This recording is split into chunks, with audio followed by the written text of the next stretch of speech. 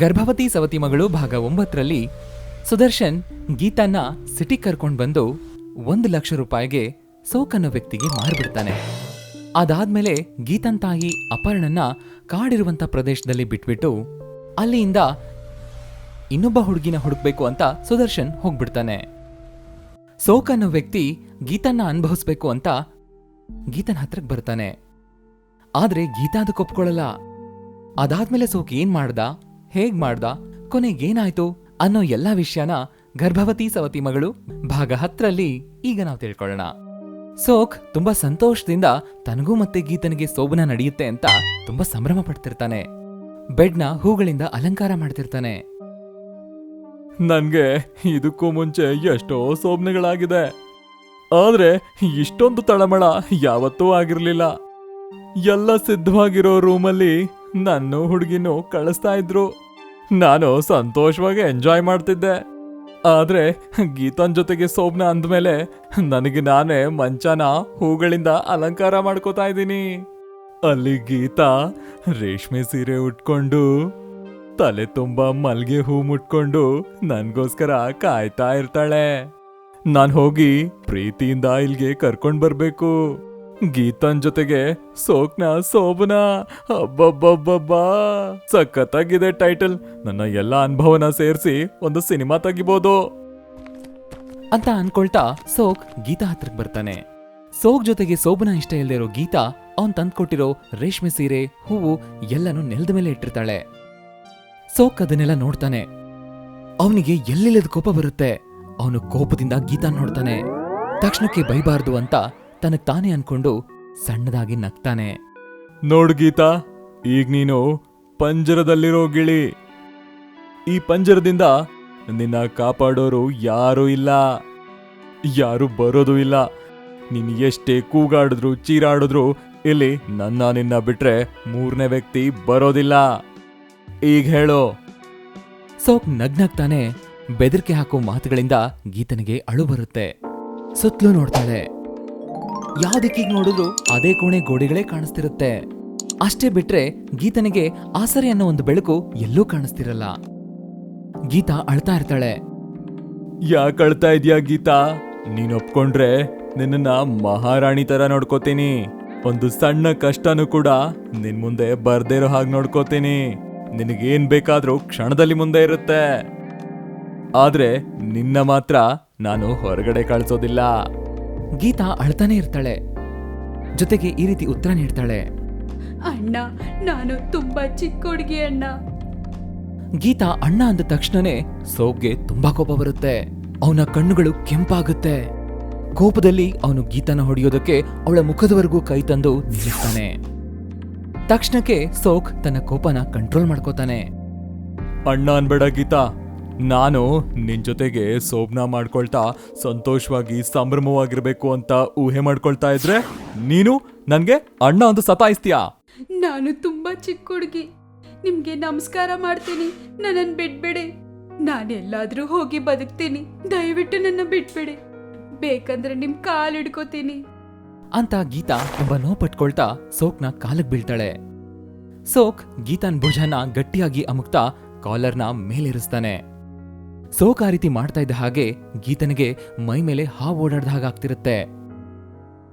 ಒಂದೇ ಸಾರಿ ಸೋಕ್ನ ನೂಗ್ತಾಳೆ. ಸೋಕ್ಗೆ ಕೋಪ ಬರುತ್ತೆ.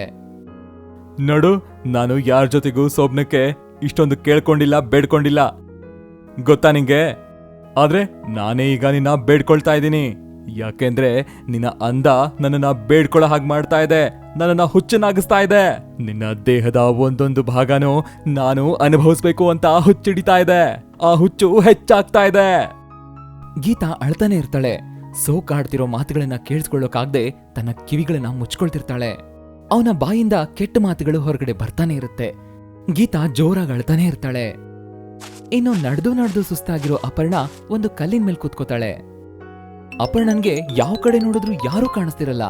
ಅಪರ್ಣನ್ಗೆ ಯಾರು ಕಾಣಿಸ್ದೇ ಇರೋದ್ರಿಂದ ಹತ್ರದಲ್ಲೇ ಊರಿದೆ ಅಂತಾನೂ ಅನಿಸ್ತಿರಲ್ಲ. ಸುತ್ತಮುತ್ತ ನೋಡ್ತಿದ್ರೆ ಹತ್ರದಲ್ಲಿ ಯಾವ್ದು ಊರಿಲ್ಲ ಅನ್ಸುತ್ತೆ. ಜನರೂ ಕಾಣಿಸ್ತಿಲ್ಲ. ಈಗ ನಾನು ಎಲ್ಲೋಗ್ತಿದ್ದೀನಿ? ನನ್ನ ಪರಿಸ್ಥಿತಿ ಏನು? ದಾಹ ಆಗ್ತಿದೆ, ಹಶ್ವಾಗ್ತಿದೆ. ನನ್ ಮಗಳು ಗೀತಾ ಏನ್ ಪರಿಸ್ಥಿತಿಯಲ್ಲಿದ್ದಾಳೋ ಏನ್ ಮಾಡ್ತಿದ್ದಾಳೋ ಗೊತ್ತಿಲ್ಲ. ಎಲ್ಲಿದ್ದಾಳೋ ಏನೋ ಆ ಸುದರ್ಶನ್ ನನ್ ಮಗಳನ್ನ ಏನ್ ಮಾಡಿದ್ನೋ, ಯಾರಗ್ ಮಾರದ್ನೋ, ಎಷ್ಟಗ್ ಮಾರದ್ನೋ. ದೇವ್ರೆ, ಏನಪ್ಪ ಈ ಪರಿಸ್ಥಿತಿ ಅಂತ ಅನ್ಕೊಳ್ತಾ ಅಪರ್ಣ ನೋವು ಪಟ್ಕೋತಿರ್ತಾಳೆ. ಹಾಗ ಅನ್ಕೊಳ್ತಾ ಇದ್ದ ಹಾಗೆ ಒಬ್ಬ ವ್ಯಕ್ತಿ ಕಟ್ಟಿಗೆ ಹೊರೆನ ತನ್ನ ತಲೆ ಮೇಲೆ ಹೊತ್ಕೊಂಡು ಅಪರ್ಣನ ಮುಂದೆ ನಡ್ಕೊಂಡು ಹೋಗ್ತಾ ಇರ್ತಾನೆ. ಅವನಿಗೆ ಕಿವಿ ಕೇಳಿಸ್ತಿರಲ್ಲ. ಆದ್ರೆ ಈ ವಿಷಯ ಪಾಪ ಅಪರ್ಣನ ಗೊತ್ತಿರಲ್ಲ. ಅಪರ್ಣ ಅವನು ನೋಡ್ತಾಳೆ. ಮನುಷ್ಯನ್ ನೋಡಿದ ಖುಷಿ ಅಪರ್ಣನ್ಗಾಗುತ್ತೆ. ಅಬ್ಬಾ ಅಂತ ನಿಟ್ಟುಸಿರ್ಬಿಡ್ತಾಳೆ. ಹೊಟ್ಟೆಲಿದ್ದ ಶಕ್ತಿನ ತಗೊಂಡು ತಕ್ಷಣಕ್ಕೆ ಎದ್ದು ನಿಲ್ತಾಳೆ. ನೋಡಪ್ಪ ಹುಡ್ಗ, ಸ್ವಲ್ಪ ನಿಂತ್ಕೊಪ್ಪ. ಏನಪ್ಪ ಕರಿತಿದ್ರೆ ಹಂಗೆ ಹೋಗ್ತಿದ್ಯಾ ಅಂತ ನಡ್ಕೊಂಡು ಹೋಗ್ತಾ ಇರೋ ವ್ಯಕ್ತಿ ಹತ್ರ ಅಪರ್ಣ ಓಡ್ತಾ ಇರೋ ಹಾಗೆ ನಡ್ಕೊಂಡು ಹೋಗ್ತಾಳೆ. ಅವನಿಗೆ ಕಿವುಡುತನ ಇರೋದ್ರಿಂದ ಅಪರ್ಣ ಕೂಗ್ತಾ ಇರೋದು ಏನೂ ಕೇಳಿಸ್ತಿರಲ್ಲ. ಅವನು ಆ ಕಟ್ಟಿಗೆ ಹೊರೆನ ಹೊತ್ಕೊಂಡು ಮುಂದಕ್ಕೆ ಹೋಗ್ತಿರ್ತಾನೆ. ಅಪರ್ಣ ತನ್ನ ಹೊಟ್ಟೆಲಿರೋ ಶಕ್ತಿನೆಲ್ಲ ಉಪಯೋಗಿಸ್ಕೊಂಡು ಓಡೋ ತರ ನಡ್ಕೊಳ್ತಾ ಹೋಗಿ ಆ ವ್ಯಕ್ತಿಗಿಂತನೂ ಮುಂದೆನೆ ಹೋಗಿ ಆ ವ್ಯಕ್ತಿ ಎದುರುಗಡೆ ನಿಂತ್ಕೋತಾಳೆ. ಅವನು ಆಯಾಸ ಪಡ್ತಾ ಇರೋ ಅಪರ್ಣನ ನೋಡ್ತಾನೆ. ತಕ್ಷಣಕ್ಕೆ ನಿಂತ್ಕೋತಾನೆ. ಈ ಕಾಡಲ್ಲಿ ಇವಳೊಬ್ಳೆ ಏನ್ ಮಾಡ್ತಿದ್ದಾಳೆ? ಈ ಕಾಡಲ್ಲಿ ರಾಕ್ಷಸಿ ಇದೆ ಅಂತ ಎಲ್ರೂ ಹೇಳ್ತಾ ಇದ್ರು, ಆದ್ರೆ ಈ ರಾಕ್ಷಸಿ ಮನುಷ್ಯ ರೂಪದಲ್ಲಿರುತ್ತೆ ಅಂತ ಯಾರು ಹೇಳಿಲ್ವಲ್ಲ. ಅಯ್ಯೋ, ಇದು ನಿಜವಾಗ್ಲೂ ರಾಕ್ಷಸಿನೇ ಇರ್ಬೇಕು ಅಂತ ಅನ್ಕೊಂಡು ಅವನು ಕಟ್ಟಿಗೆ ಹೊರೆನ ಕೆಳಗಡೆ ಬಿಸಾಕಿ ಅಲ್ಲಿಂದ ಓಡ್ ಹೋಗ್ತಾನೆ. ಅಪರ್ಣ ಅದನ್ನ ನೋಡ್ತಾಳೆ. ಇವನೇನು ನನ್ನ ನೋಡಿ ಹಿಂಗೋಡೋಗ್ತಿದ್ದಾನೆ? ಇವನ್ ಕಣ್ಣಿಗೆ ನಾನೆದ್ರು ದೆವ್ವ ತರ ಕಾಣಿಸ್ತಿದ್ದೀನಾ? ನನ್ನ ನೋಡಿ ಭಯದಿಂದ ಸೌದೆನೋ ಬಿಸಾಕಿ ಹಂಗೋಡ್ತಿದ್ದಾನೆ. ಆದ್ರೂ ನಾನು ಇವನ್ ಬಿಡೋದಿಲ್ಲ. ನಾನು ಎಲ್ಲಿದ್ದೀನೋ ತಿಳ್ಕೊಳ್ಳೇಬೇಕು. ಇಲ್ಲಿಂದ ತಪ್ಸ್ಕೊಂಡು ಜನರಿರೋ ಸ್ಥಳಕ್ಕೆ ಹೋಗ್ಬೇಕು ಅಂತ ಅನ್ಕೊಂಡು ಮೊದ್ಲು ಅಲ್ಲಿಂದ ಓಡಕ್ ಶುರು ಮಾಡ್ತಾಳೆ. ಮೊದ್ಲು ಅವನು ಹಿಂದೆ ನೋಡ್ತಾ ಮುಂದೆ ಹೋಗ್ತಿರ್ತಾನೆ. ಹಿಂದೆ ನೋಡಿದ್ರೆ ಅಪರ್ಣ ಹಿಂಬಾಲಿಸ್ತಿರ್ತಾಳೆ. ಹೀಗೆ ಅವನು ಹಿಂದೆ ನೋಡ್ತಾ ಮುಂದೆ ಓಡ್ತಾ ಓಡ್ತಾ ದಾರಿಲಿದ್ದ ಸಣ್ಣ ಕಲ್ಲನ್ನ ನೋಡ್ದೆ ಓಡ್ತಾ ಓಡ್ತಾ ಆ ಕಲ್ಲಕ್ ತಾಗಿ ಢಡ್ ಅಂತ ಕೆಳಗಡೆ ಬೀಳ್ತಾನೆ. ಅವನಿಗೆ ತಲೆ ತಿರುಗ್ದಾಗ ಆಗುತ್ತೆ. ಅದನ್ನ ನೋಡಿ ಅಪರ್ಣ ನಗ್ತಾ ಅವನ ಹತ್ರಕ್ಕೆ ಬರ್ತಾಳೆ. ಅವನು ಎದ್ದು ಅಪರ್ಣನ ನೋಡಿ ಭಯಪಡ್ತಾ ಮತ್ತೆ ಅವನು ಅಲ್ಲಿಂದ ಓಡ್ ಹೋಗೋಣ ಅಂತಿರ್ತಾನೆ. ಅಷ್ಟ್ರಲ್ಲಿ ಅಪರ್ಣ ಅವನ್ ಕೈನ ಗಬಕ್ ಅಂತ ಹಿಡ್ಕೋತಾಳೆ. ಅಷ್ಟೇ ಅವನ್ ಭಯಪಡ್ತಾ ಹೀಗ್ ತಡವರಿಸ್ತಿರ್ತಾನೆ. ರಾಕ್ಷಸಿ, ಅಮ್ಮ ರಾಕ್ಷಸಿ, ಅಯ್ಯೋ ರಾಕ್ಷಸಿ. ಅವನು ಆ ಮಾತು ಹೇಳ್ತಿದ್ದ ಹಾಗೆ ಅಪರ್ಣನ್ಗೆ ಶಾಕ್ ಆಗುತ್ತೆ. ಅವನನ್ನ ಕೋಪದಲ್ಲಿ ನೋಡ್ತಾಳೆ. ಮತ್ತೆ ತನ್ನಷ್ಟಕ್ಕೆ ತಾನು ಹೀಗ್ ಅನ್ಕೋತಾಳೆ. ನಮ್ಮೂರಲ್ಲಿ ಮಾತ್ರ ಅನ್ಕೊಂಡೆ, ಇಲ್ಲೂ ಇವನಿಗೆ ನಾನು ರಾಕ್ಷಸಿ ತರ ಕಾಣಿಸ್ತಿದ್ದೀನಾ? ನನ್ನನ್ನು ನೋಡಿ ಭಯ ಪಡ್ತಿದ್ದಾನೆ, ಆದ್ರೆ ಆ ಸುದರ್ಶನಿಗೆ ರಾಕ್ಷಸಿ ತರ ಯಾಕೆ ಕಾಣಿಸಿಲ್ವೋ? ಅವ್ನು ನನ್ನನ್ನು ನೋಡಿ ಯಾಕೆ ಭಯ ಪಟ್ಟಿಲ್ಲ? ನಿನ್ ಕಾಲಿಗೆ ಬೀಳ್ತೀನಿ, ನಾನ್ ಬಿಟ್ಬಿಡು. ನನಗೊಬ್ಬ ಹೆಂಡತಿ ಇದ್ದಾಳೆ, ಒಬ್ಬ ಮಗ ಇದ್ದಾನೆ, ಒಬ್ಳ ಮಗಳಿದ್ದಾಳೆ, ಒಂದು ಮನೆ ಇದೆ, ಒಂದು ಹಸು ಇದೆ. ಅಪರ್ಣ ಅದನ್ನೆಲ್ಲ ಕೇಳಿಸ್ಕೊಂಡು ಅವನನ್ನ ಹಾಗೆ ನೋಡ್ತಾ ಇರ್ತಾಳೆ. ನಿಲ್ಸೋ ನೀನು ಒಂದು ಒಂದು ಅನ್ನೋ ಪುರಾಣ. ಹಂಗ್ ನೋಡ್ಬೇಕಂದ್ರೆ ನನ್ಗೇನು 2 ಗಂಡ, 2 ಮಕ್ಕಳು, 2 ಸವತಿ ಮಕ್ಕಳು, 2 ಹಸು, 2 ಮನೆ ಏನೂ ಇಲ್ಲ ಅಂತ ಅಪರ್ಣ ಹೇಳ್ತಿದ್ದ ಹಾಗೆ ಅವನಿಗೆ ಕಿವಿ ಕೇಳಿಸ್ದೇ ಇರೋದ್ರಿಂದ ಏನು ಗೊತ್ತಾಗ್ತಿರಲ್ಲ. ಅವನು ಹಾಗೆ ಅಪರ್ಣ ನೋಡ್ತಾ ಇರ್ತಾನೆ. ಅಯ್ಯೋ ದೇವ್ರೆ, ಏನೋ ಬಿತ್ರಿ ಮುಖ ಹಾಕೊಂಡ್ ನೋಡ್ತಿದ್ಯಾ? ಇದು ಯಾವ ಊರು? ಈ ಊರ್ಗ್ ಹತ್ರದಲ್ಲಿ ಯಾವ ಊರಿದೆ? ನಮ್ ಊರ್ಗ್ ಹೋಗ್ಬೇಕಂದ್ರೆ ನಾನು ಹೆಂಗ್ ಹೋಗ್ಬೇಕು ಅಂತ ಅವನನ್ನ ಕೇಳ್ತಿರ್ತಾಳೆ. ಆದ್ರೆ ಅವನು ಏನು ಗೊತ್ತಿಲ್ಲದೆ ಇರೋ ಹಾಗೆ ಸುಮ್ನೆ ಅವಳನ್ನ ನೋಡ್ತಾ ಇರ್ತಾನೆ. ಇವನೇನು ನಾನು ಇಷ್ಟು ಕೇಳ್ತಿದ್ರು ಸಮಾಧಾನ ಹೇಳ್ದೆ ನನ್ನ ಹಿಂಗ್ ನೋಡ್ತಿದ್ದಾನೆ ಅಂತ ಅನ್ಕೊಂಡು ಹಿಡ್ಕೊಂಡಿರೋ ಅವನ್ ಕೈನ ಬಿಡ್ತಾಳೆ. ಅಷ್ಟೇ ಅವನು ಅಪರ್ಣನ್ ಕೈಗೆ ಸಿಗದೆ ಇರೋ ಹಾಗೆ ಮಿಂಚಿನಂತೆ ಓಡ್ತಾ ಅಲ್ಲಿಂದ ಹೋಗ್ಬಿಡ್ತಾನೆ. ಅವನ ರೀತಿ ಓಡೋದನ್ನ ಅಪರ್ಣ ಆಶ್ಚರ್ಯದಿಂದ ನೋಡ್ತಿರ್ತಾಳೆ. ಇನ್ನೊಂದ್ ಕಡೆ ಹಾಸ್ಪಿಟಲ್ ಆಪರೇಷನ್ ಥಿಯೇಟರ್ ಅಲ್ಲಿ ನಂದಿನಿ ಹೆರಿಗೆ ನೋವು ಅನುಭವಿಸ್ತಿರ್ತಾಳೆ. ಆಪರೇಷನ್ ಥಿಯೇಟರ್ ಹೊರಗಡೆ ಹುಲಿ ತಿರುಗ್ತಾ ಇರುತ್ತೆ. ಥಿಯೇಟರ್ನಲ್ಲಿರೋ ಡಾಕ್ಟರ್ ನಂದಿನಿ ನೋವು ಪಡ್ತಾ ಇರೋದನ್ನ ನೋಡ್ತಾ ಇರ್ತಾರೆ. ಇದನ್ನ ನೋಡ್ತಾ ಇದ್ರೆ ನಾರ್ಮಲ್ ಡೆಲಿವರಿ ಆಗೋ ತರ ಇಲ್ಲ. ಹೊಟ್ಟೆಲಿ ಮಗು ಅಡ್ಡ ತಿರುಗಿದೆ. ನಾವು ಆಪರೇಷನ್ ಮಾಡಬೇಕು.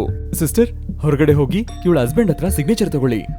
ಆಪರೇಷನ್ ಮಾಡೋದಕ್ಕೆ ಎಲ್ಲ ಸಿದ್ಧತೆ ಮಾಡಿ ಅಂತ ಹೇಳಿ ಡಾಕ್ಟರ್ ಅಲ್ಲಿಂದ ಹೋಗ್ತಾನೆ. ಈ ಮಾತನ್ನ ಕೇಳಿಸ್ಕೊಂಡ ನಂದಿನಿ ನರ್ಸ್ ಹತ್ರ ಹೀಗಂತಾಳೆ. ಈಗ್ಲೇ ಅಂದ್ರೆ ನನ್ ಗಂಡ ಬರಕ್ಕಾಗಲ್ಲ ಸಿಸ್ಟರ್, ಇವಾಗ ಏನ್ ಮಾಡೋದು? ನಿಮ್ ಅತ್ತೆ ಮಾವನ್ ಕರ್ಸಿ, ಅವ್ರಿದ್ರು ಪರವಾಗಿಲ್ಲ. ಅವ್ರ ಫೋನ್ ನಂಬರ್ ಕೊಡಿ, ಫೋನ್ ಮಾಡಿ ಕರೆಸ್ತೀನಿ. ತಡ ಮಾಡಿದ್ರೆ ಇಬ್ಬರಿಗೂ ಅಪಾಯ. ನಂದಿನಿ ನೋವು ಪಡ್ತಾನೆ ನರ್ಸ್ಗೆ ನಂಬರ್ ಕೊಡ್ತಾಳೆ. ನರ್ಸ್ ಸೈಲೆಂಟ್ ಆಗಿರೋ ಫೋನ್ನ ತೆಗೆದು ನಂದಿನಿ ಕೊಟ್ಟಿರೋ ನಂಬರ್ನ ಡಯಲ್ ಮಾಡ್ತಾರೆ. ಆಗ ಒಂದು ದೊಡ್ಡ ಮನೆಯಲ್ಲಿ ಲ್ಯಾಂಡ್ ಫೋನ್ ರಿಂಗ್ ಆಗ್ತಾ ಇರುತ್ತೆ. ಹಾಗೆ ರಿಂಗ್ ಆಗಿ ಆಗಿ ಕಟ್ ಆಗ್ತಾ ಇರುತ್ತೆ. ನರ್ಸ್ ಪದೇ ಪದೇ ಟ್ರೈ ಮಾಡ್ತಾನೆ ಇರ್ತಾರೆ. ಲ್ಯಾಂಡ್ ಫೋನ್ ರಿಂಗ್ ಆಗ್ತಿರುತ್ತೆ ವಿನಃ ಆ ಮನೆಯಲ್ಲಿ ಯಾರು ರಿಸೀವ್ ಮಾಡ್ತಿರಲ್ಲ. ಫೋನ್ ರಿಂಗ್ ಆಗ್ತಿದೆ ಆದ್ರೆ ಯಾರು ಫೋನ್ ತೆಗಿತಿಲ್ಲ. ಮನೇಲಿ ಇದಾರೋ ಇಲ್ವೋ? ಸರಿ, ನಿಮ್ಮ ಹಸ್ಬೆಂಡ್ ಸೆಲ್ ನಂಬರ್ ಕೊಡಿ. ನಂದಿನಿ ತನ್ನ ಗಂಡನ ಸೆಲ್ ನಂಬರ್ ಹೇಳ್ತಾಳೆ. ನರ್ಸ್ ಡಯಲ್ ಮಾಡ್ತಾರೆ. ಅಷ್ಟರಲ್ಲಿ ಆಪರೇಷನ್ ಥಿಯೇಟರ್ನಿಂದ ಹೊರಗಡೆ ಬರ್ತಾ ಇರೋ ಡಾಕ್ಟರ್ನ ಹುಲಿ ನೋಡುತ್ತೆ. ಡಾಕ್ಟ್ರೇ, ಒಳಗಡೆ ನನ್ ಮಗಳು ಹೇಗಿದ್ದಾಳೆ? ಹುಲಿನ ನೋಡಿ ಡಾಕ್ಟರ್ ಭಯ ಪಡ್ತಾರೆ. ಹೊಟ್ಟೆಲಿ ಮಗು ಅಡ್ಡ ತಿರುಗಿದೆ, ಆಪರೇಷನ್ ಮಾಡಬೇಕು. ಅದಕ್ಕೆ ಅವಳ ಗಂಡ ಅಥವಾ ಸಂಬಂಧಿಗಳು ಸಿಗ್ನೇಚರ್ ಮಾಡಬೇಕು. ಅವ್ರಿಗೆ ಇನ್ಫಾರ್ಮ್ ಮಾಡಿ ಅಂತ ಹೇಳಿದೀನಿ. ಸಿಸ್ಟರ್ ಅದೇ ಕೆಲಸ ಮಾಡ್ತಿದ್ದಾರೆ. ನೀವು ದಯಮಾಡಿ ಇಲ್ಲಿಂದ ಹೋಗ್ಬೋದಲ್ವಾ? ಎಲ್ರೂ ನಿಮ್ಮನ್ನ ನೋಡಿ ಭಯ ಪಡ್ತಿದ್ದಾರೆ. ಆ ಮಾತಿಗೆ ಹುಲಿ ಜೋರಾಗಿ ನಗ್ಬಿಡುತ್ತೆ. ಅಷ್ಟೇ, ಹಾಸ್ಪಿಟ್ಲ್ ಪೂರ್ತಿ ಶೇಕ್ ಆಗ್ಬಿಡುತ್ತೆ. ಇನ್ನು ಅದಾದ್ಮೇಲೆ ಏನಾಯ್ತು ಅಂತ ಗರ್ಭವತಿ ಸವತಿ ಮಗಳು ಭಾಗ 11ರಲ್ಲಿ ತಿಳ್ಕೊಳ್ಳೋಣ. ಈ ಸ್ಟೋರಿ ನಿಮ್ಗೆ ಇಷ್ಟ ಆಗಿದ್ರೆ ಲೈಕ್ ಮಾಡಿ, ಕಮೆಂಟ್ ಮಾಡಿ, ಹಾಗೆ ಇದೇ ತರದ ಇಂಟ್ರೆಸ್ಟಿಂಗ್ ಸ್ಟೋರೀಸ್ಗಳಿಗಾಗಿ ನಮ್ಮ ಚಾನೆಲ್ನ ಈಗಲೇ ಸಬ್ಸ್ಕ್ರೈಬ್ ಮಾಡಿ. Thanks for watching.